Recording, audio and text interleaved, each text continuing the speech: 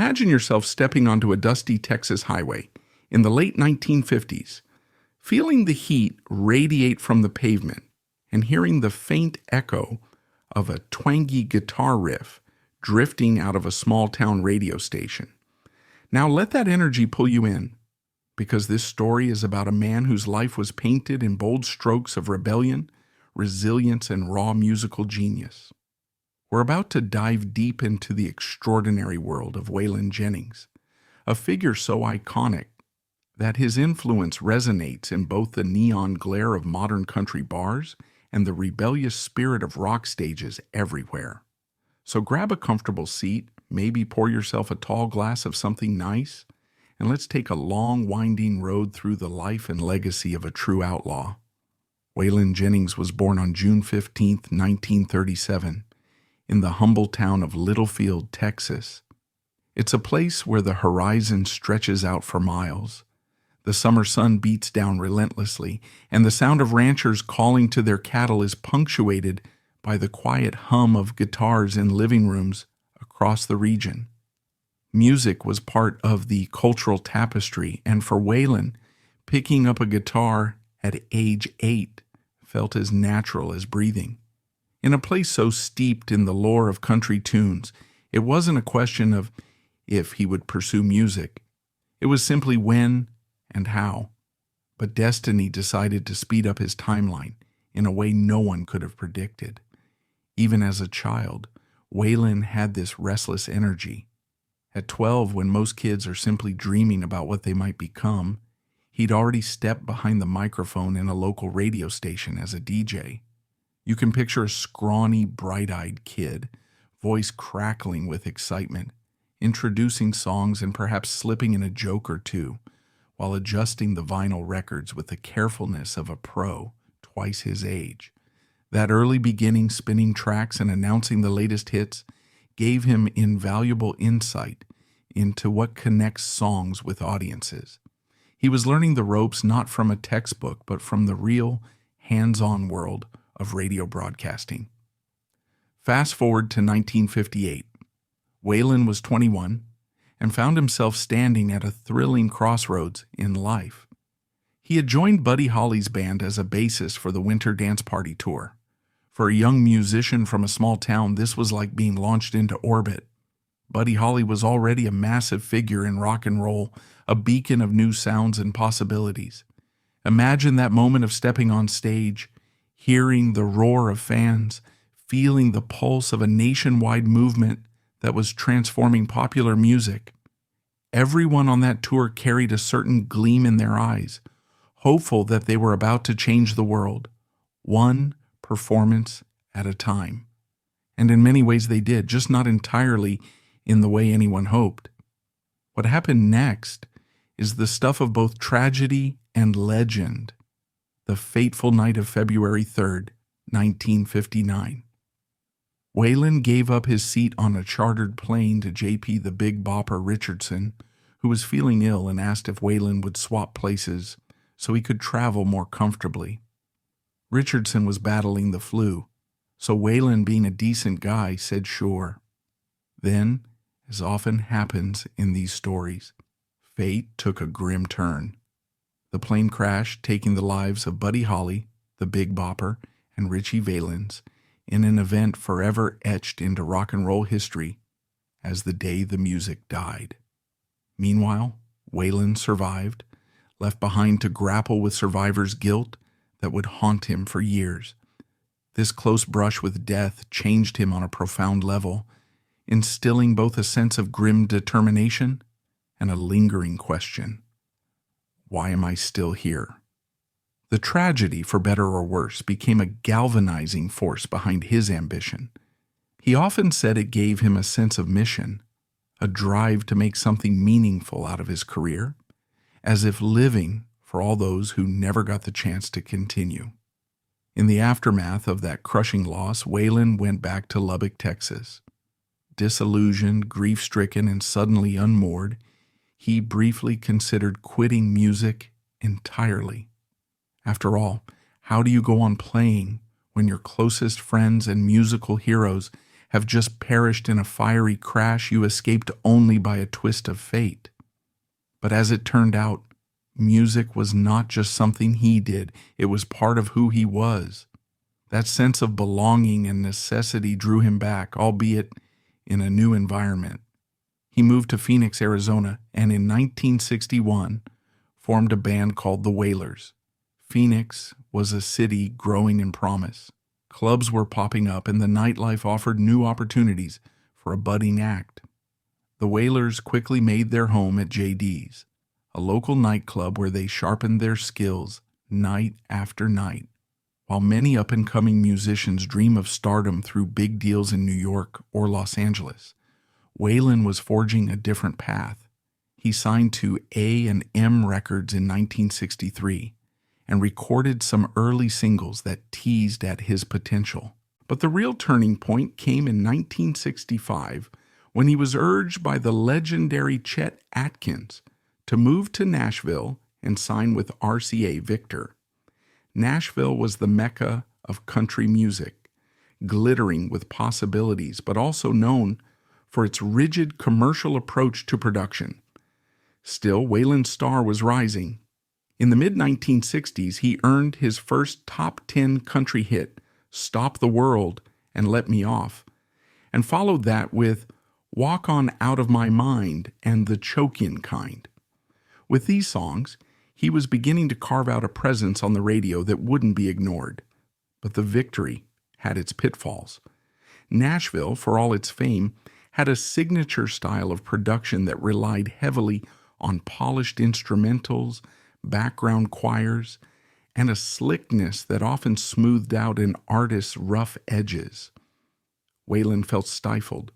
This man had grown up listening to the raw, unfiltered sounds that came crackling over AM radio in dusty corners of Texas. He'd seen the rebellious spirit of rock and roll up close through Buddy Holly.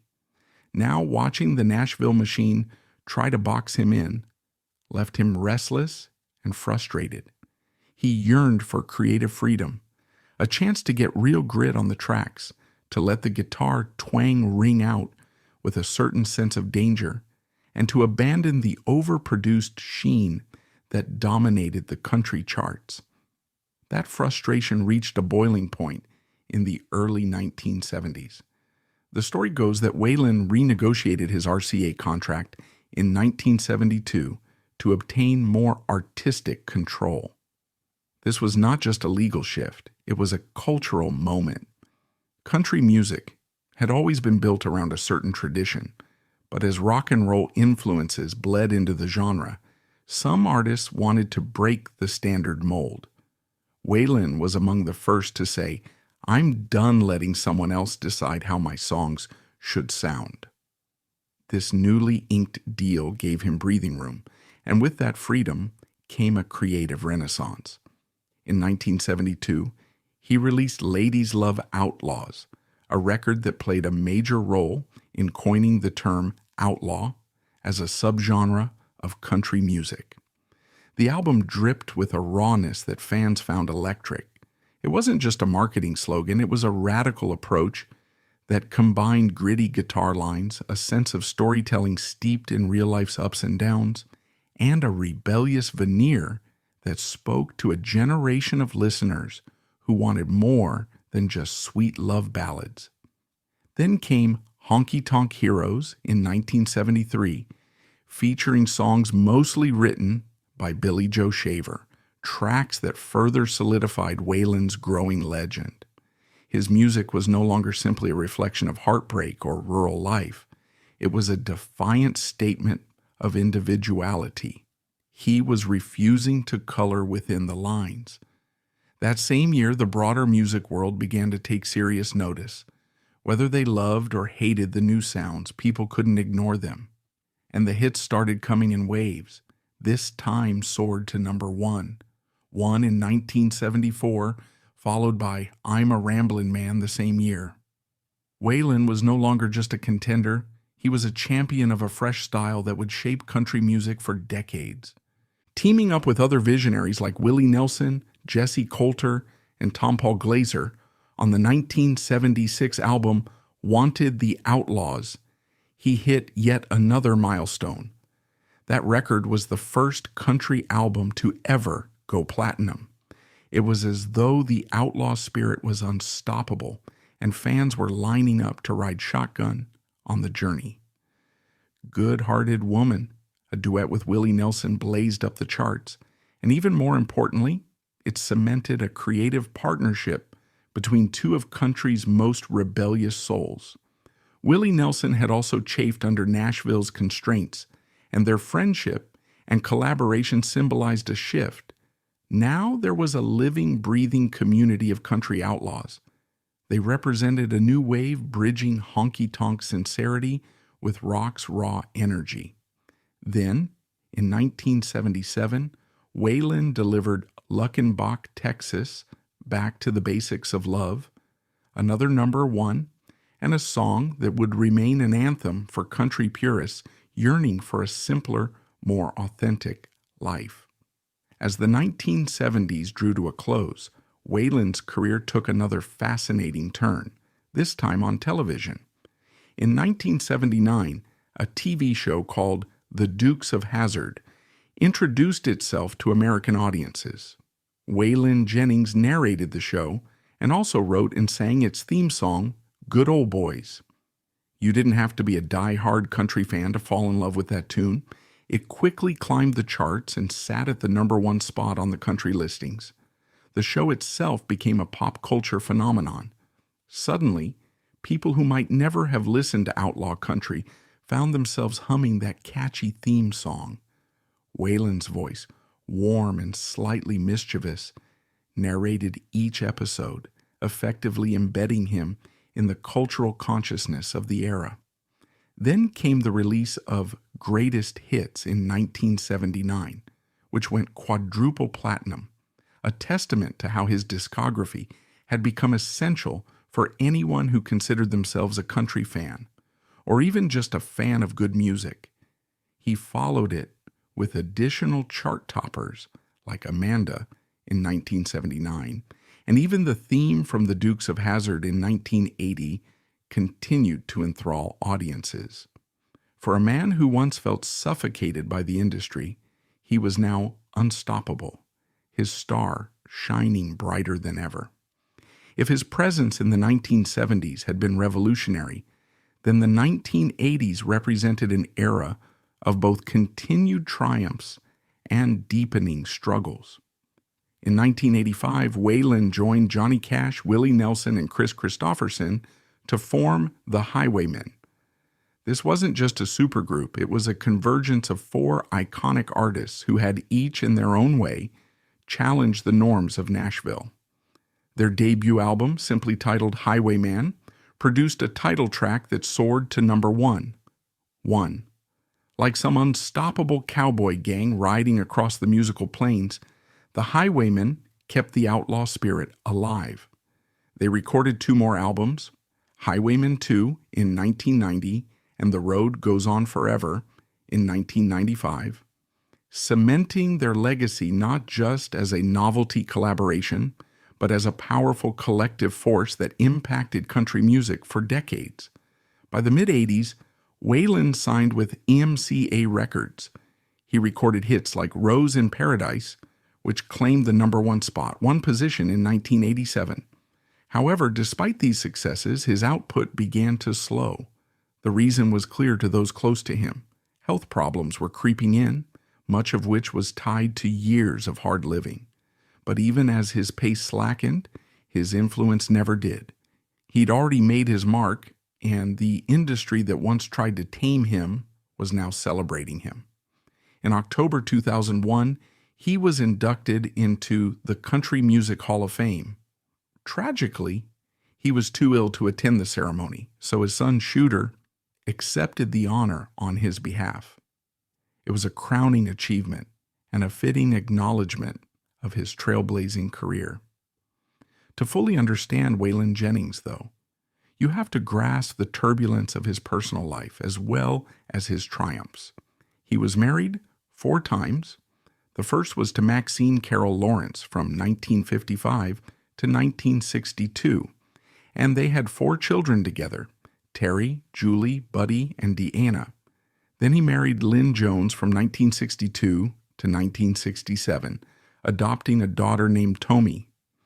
His third marriage, to Barbara Roode, lasted from 1967 to 1968. Finally, in 1969, he married Jessie Coulter. This relationship would define him in ways none of the previous marriages could. Jessie was herself a talented singer and songwriter, and together they had a son, Waylon Albright Shooter Jennings, born in 1979. That marriage lasted until his death in 2002. 33 years of partnership, collaborations, and standing side by side through the swirling storms of fame and addiction. Speaking of addiction, Waylon's battles with substances became part of the outlaw lore, but they were far from glamorous up close.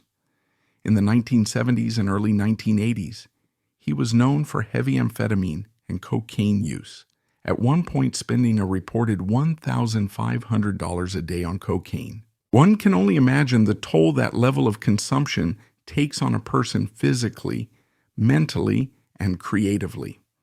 In 1977, he was famously arrested for possession, but the charges were later dropped. It was a close call that made him reevaluate his choices. He quit cocaine cold turkey in 1984, a remarkable feat for someone so deeply entrenched in addiction. Though he stopped the hard drugs, he continued smoking for years, a habit that, combined with other health risks, would cost him dearly later on. Health issues dogged him for a large portion of his adult life. He was diagnosed with hepatitis in 1972, a condition likely linked to the reckless lifestyle and intravenous drug use that were all too common in the music scene. In 1988, he underwent triple heart bypass surgery after experiencing chest pains during a recording session. It was one more warning sign that his body was wearing down. The early 1990s brought another blow. He was diagnosed with diabetes, which eventually led to severe complications. By December 2001, his left foot had to be amputated due to infection and poor circulation. It was a grim chapter for a man who once seemed invincible on stage, guitar in hand, thrilling massive audiences with his booming baritone.